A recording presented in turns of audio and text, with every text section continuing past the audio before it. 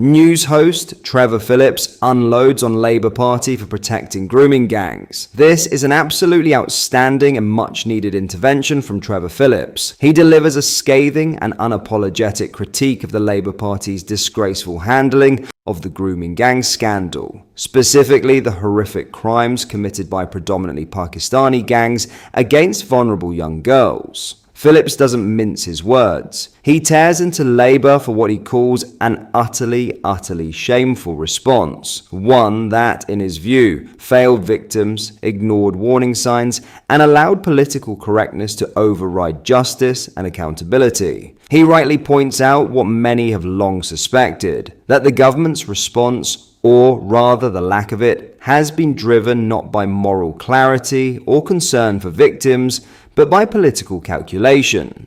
It is so obviously political, he declares, highlighting the cowardice and moral bankruptcy of those who chose silence over truth in order to avoid offending certain communities or losing votes. This is the kind of honesty the public desperately needs, not just to expose the failures of the past, but to ensure such grotesque negligence is never repeated again. In today's video, we will watch and react, but first, hit the like button and subscribe for more. Have a watch. Just a quick one to say we have new Labour t-shirts available on our website. You can check the link in the description or go to britishstand.com. I know it's not my business, and I know I'm, just a television and radio presenter, but I think what the government is doing on that question is utterly shameful. Really?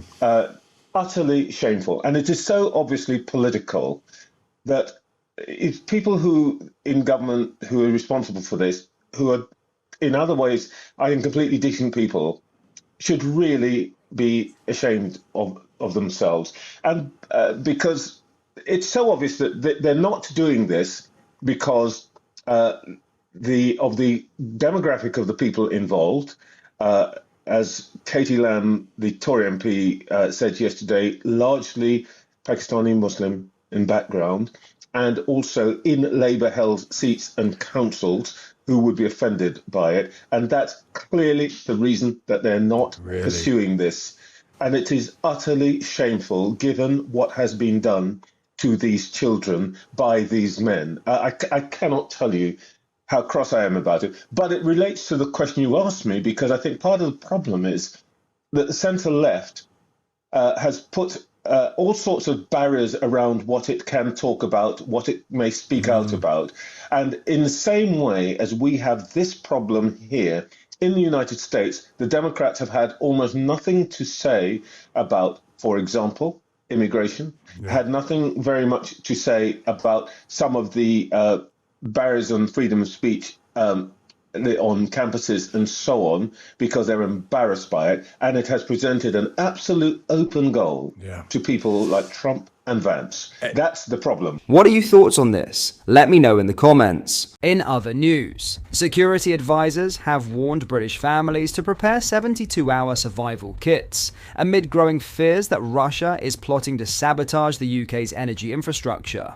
The alert comes as Britain has become increasingly dependent on foreign energy supplies following the pursuit of net zero environmental targets. Nearly 40% of the UK's gas supply is imported from Norway, much of which comes through the single 700-mile Langelied pipeline. As the UK has closed coal-fired power stations in pursuit of environmental targets, the country has become increasingly reliant on supplies of gas and electricity from abroad to keep the lights on. Concerns that the Russians are planning a sabotage operation have escalated since their spy ship, the Yantar, was detected mapping the UK's critical underwater infrastructure in the North Sea in recent months. Defence Secretary John Healey last year ordered a Royal Navy nuclear submarine to surface near the Yantar after suspicions it was interfering with subsea cables in the Irish Sea. Security experts argue that British households should follow the EU's example by preparing a 3-day survival kit, including water, non-perishable food,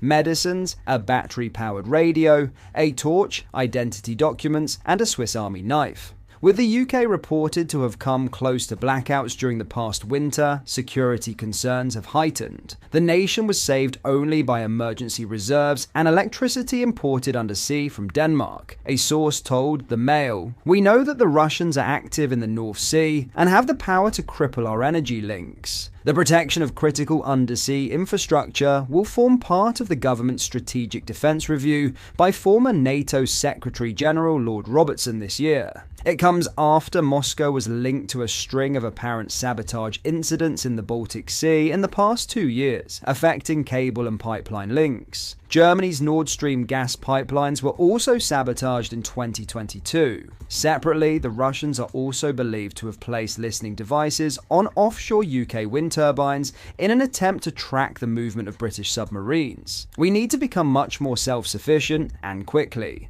and households should be ready for all eventualities," the source added. MPs fear that Ed Miliband's obsession with net zero has made Britain more vulnerable to Russian sabotage. Tory MP Nick Timothy said, "The pursuit of decarbonisation at all costs leaves us less secure, and with energy prices that are terrible for families and ruinous for business. Ed Miliband is making us more and more dependent on electricity imports." The Energy Secretary has pledged to make Britain a clean energy superpower by using fossil fuels for no more than 5% of its electricity by 2030.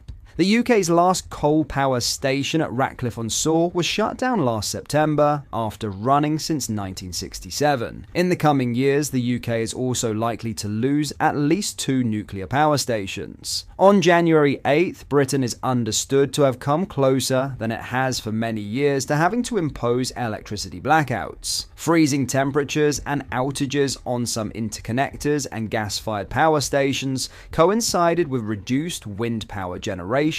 The crisis was averted when operators paid about £17 million to keep 2 gas power plants running. The UK's most important pipeline, the Langeled, runs from Norway's Nyhamna gas processing plant to the Easington gas terminal in County Durham. It carries up to 26 billion cubic meters of gas to the UK each year, more than a third of what the country consumes annually. Dr. Siddharth Kaushal from defense think tank RUSI warned it represents essentially a single point of failure within the system. A government spokesman said, "Investing in clean power and the economic opportunity it provides will boost our security and bring down bills. It also removes any dependency on hostile states, which we are countering further in the case of Russia by supporting Ukraine, standing by our NATO allies, and disrupting Russian malign activity." The spokesman added there were no plans to encourage households to pack survival kits. What are your thoughts on what we discussed in today's video? Let me know down in the comment section below. If you've not yet already, make sure you do drop a like on this video and subscribe to the channel for more British content. Thank you, take care, goodbye.